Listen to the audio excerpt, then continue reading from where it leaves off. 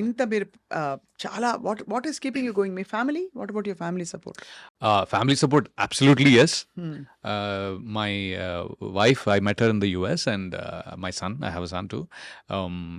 వాడు తను కూడా ఎప్పటికైనా నేను అంటే they intertwined their life for with me and my success.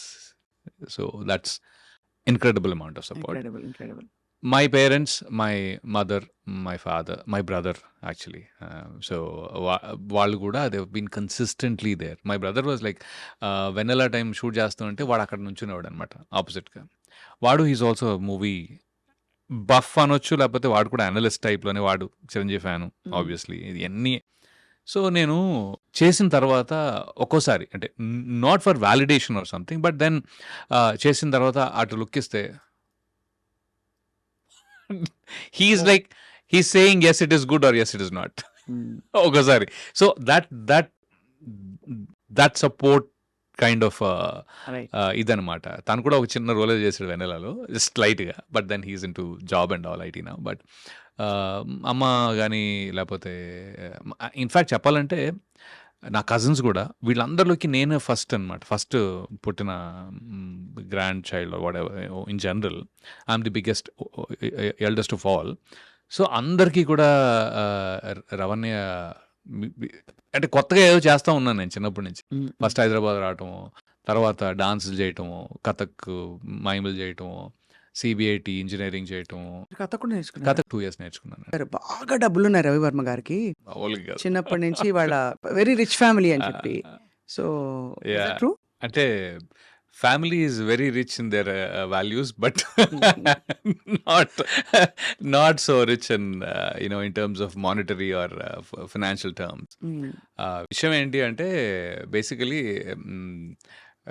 Father చిన్నప్పుడే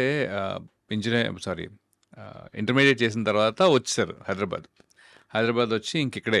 అప్పుడు 2 ఏళ్ళు అనుకుంటా కదా? నాకు 1 year. Okay. ఆయన పెళ్ళే 19 years అప్పుడు అయింది. 20కి నేను ఉన్నా. So imagine. సో ఆయన ఇక్కడికి వచ్చి పాపం ఏంటంటే ఇక్కడే డిగ్రీ కంప్లీట్ చేసుకుంటూ, జాబ్ చేసుకుంటూ డిగ్రీ కంప్లీట్ చేసుకుని, దాని తర్వాత మమ్మల్ని కూడా చూసుకుంటూ, it was he had a really tough deal. He really had a tough deal. And my mom also. Mother కూడా పాపం ఉన్న అంత ఒక కొత్త ప్లేస్కి వచ్చి పెద్ద సపోర్ట్ ఏమీ లేకుండా, ఫైనాన్షియల్ సపోర్ట్ కూడా లేకుండా. My father use to work 3 jobs అండి. 3 చోట్ల పనిచేసేవారు ఆయన లిటరలీ.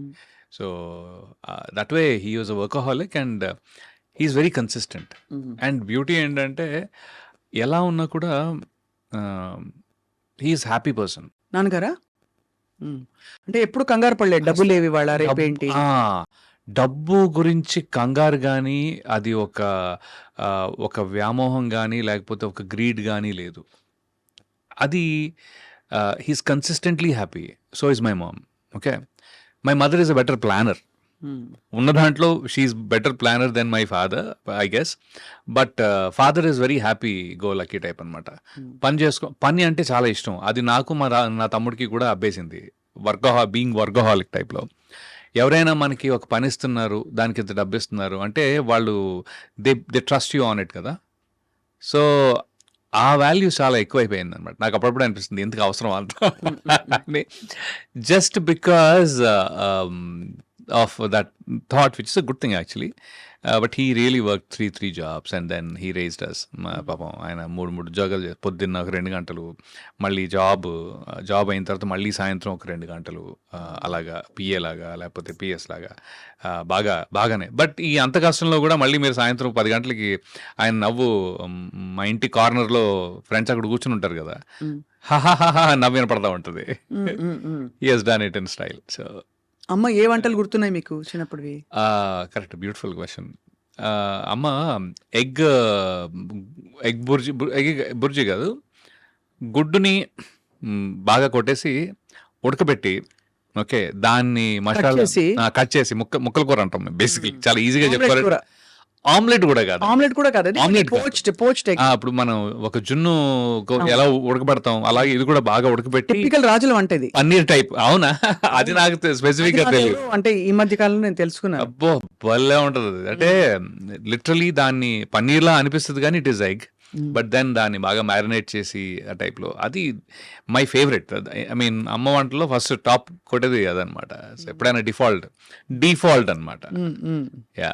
సో అక్కడి నుంచి మీరు చదువు కొనసాగించి మీరేం మామూలు అల్లాటప్ప ఏదో బీకామ్ బిఎస్సి అలాంటి చేయకుండా చాలా ట్రై చేశా CBIT బీకామ్ చేద్దామని. అవునా? ఎందుకంటే ఈ ప్రపంచంలో ఎవరు మన అడగరు అని ఒక గొప్ప ఆ టైంలో పియర్ ప్రెషర్ బాగుండేది.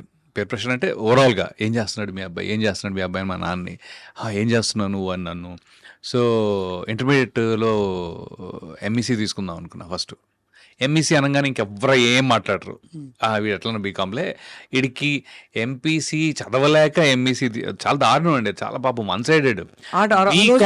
ఆ రోజుల్లో బీకామ్ చేసే వాళ్ళని పాపం అంటే ఇంజనీరింగ్ మెడిసిన్ చేయకపోతే వాడు ఆల్మోస్ట్ వాడికి చదువు రాదు, లేకపోతే ఇంట్రెస్ట్ అసలు వాడు ఎందుకు పనికిరాడు ఆ టైప్లో. That includes me. So yeah. అవునా? అయ్యో. బట్ అదే అండి, దట్ వాజ్ అ పర్సెప్షన్ ఆ టైంలో. అది ఎలా అయిందో I think especially because industrial revolution ఉంటారు కదా ఆ స్టేజెస్లో. అది మాకు చాలా నేను అరే అసలు వీళ్ళతోటి నేను ఎందుకు బయట వెళుతూ ఉంటే కూడా ఎవరో ఒక ఆయన గేట్ దగ్గర నుంచి ఏమయ్యా ఏం చేస్తున్నావు అంటారు. అరే 1కి 10 సార్లు నువ్వు ఎందుకు అడుగుతున్నావు నన్ను నేను అనుకున్నా ఏం చేస్తాం, తప్పదు. ఒక మాట అనలేము. అందుకని నేను దూరంగా కాలనీ ఇంటికి వెళ్ళాలి, కాలనీలో ఇంటికి ఇక్కడి నుంచి అలా వెళ్ళాలి అంటే ఇలా వెళ్ళేవాడిని అనమాట కనపడకుండా. బట్ ఆ ప్రెషర్లో ఐ థింక్ నేను ఎంపీసీ తీసుకొని ఫ్రెండ్స్ అందరూ ఇంజనీరింగ్, నేను కూడా ఇంజనీరింగ్ చేస్తా తప్ప I think that's how I become an engineer. I was okay, decent, I was okay with studies. మరీ బ్యాడ్ కాదు కానీ వన్ అంటే ముందు రోజు నైట్ బ్యాటింగ్లు చాలా చేసేవాళ్ళం. రాత్రి అంతా చదివేసుకుని పాస్ అయిపోయేవాళ్ళం. సో కానీ సిబిఐటి అంటే సీరియస్ కాలేజ్. Good college. ఏదో మనకి కొన్ని అడ్రస్ లేని కాలేజీలు ఉంటాయి.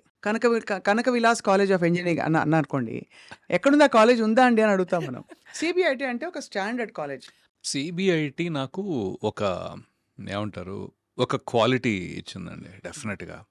ఒక ఎక్స్పోజర్ ఇచ్చింది. ఎందుకంటే దాని నుంచి చాలామంది యూఎస్ కానీ లేకపోతే మాస్టర్స్ అని కానీ, ఇంకోటి ఏంటి అంటే నాకు కాలేజ్ లైఫ్ బహుశా 4 ఇయర్ కాలేజ్లో సెమిస్టర్ సిస్టంలో కొద్దిగా ఎక్కువ మీరు డెవలప్ అవుతారని ఫీలింగ్ ఉంది నాకు. అదే 3 ఇయర్స్ అనుకోండి, ఫస్ట్ ఇయర్ కాలేజ్కి వెళ్ళంగానే అమ్మో ఇదేంటి చాలా కొత్తగా ఉంది అనుకుంటాం. కరెక్ట్గా 1 ఇయర్ సెకండ్ ఇయర్లో కాలేజ్ లైఫ్ని ఎంజాయ్ చేసి లోపల థర్డ్ ఇయర్ వచ్చేసి టప నెక్స్ట్ ఏంటి అయిపోద్ది. అదే ఇంజనీరింగ్లో ఏంటంటే ఫస్ట్ ఇయర్లో సెటిల్ అవుతారు, ఇంకా చాలా టైం ఉంది కదా అని. Second year, third year, fourth year first sem దాకా అంటే 2.5 ఏళ్ళు మీకు మీ మెంటల్ డెవలప్మెంట్కి చాలా టైం దొరుకుతుంది. ఫోర్త్ ఇయర్ సెకండ్ సెమిస్టర్ దాకా మీకు హడావిడి రాదు యాక్చువల్గా, అదర్ దెన్ జిఆర్ఈ టోఫిల్లో ఏదో చదువుకుంటారు తప్ప. అది మా టైంలో, ఇప్పుడు ఎలా ఉందో నాకు తెలీదు.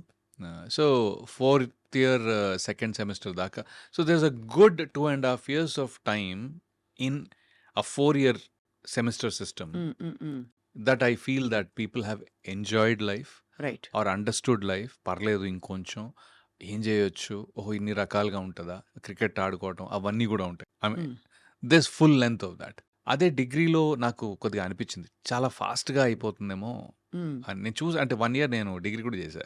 ఓహో. అంటే degree ఎంసెట్ అప్పుడు? సెకండ్ అటెంప్ట్ అనమాట.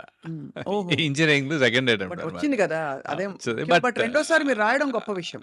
ఎందుకంటే అప్పటికే మీరు 5-6 ఏళ్ళ అప్పటి నుంచి యాక్టర్ అవుదాం అనుకున్న వ్యక్తి ఇంజనీరింగ్ వైపు ఒకసారి రాకపోతే చూసావా అంటే- నాన్న రాలేదు. కాదు, మా అనుకుంటా. ఫ్రెండ్స్ కూడా అదే కోవకి చెందిన వాళ్ళు కాబట్టి అలా వెళ్ళిపోయింది. లేకపోతే వాళ్ళు కనుక ముందే వచ్చేసింది అనుకోండి, నేను లైట్ తీసుకునేవాడేమో. It's more like that. I think వాళ్ళు కనుక ఫస్ట్ అటెంప్ట్లోనే అందరూ ఇంజనీర్లు అయిపోయారంటే బహుశా నేను కంటిన్యూ చేసేవాడేమో.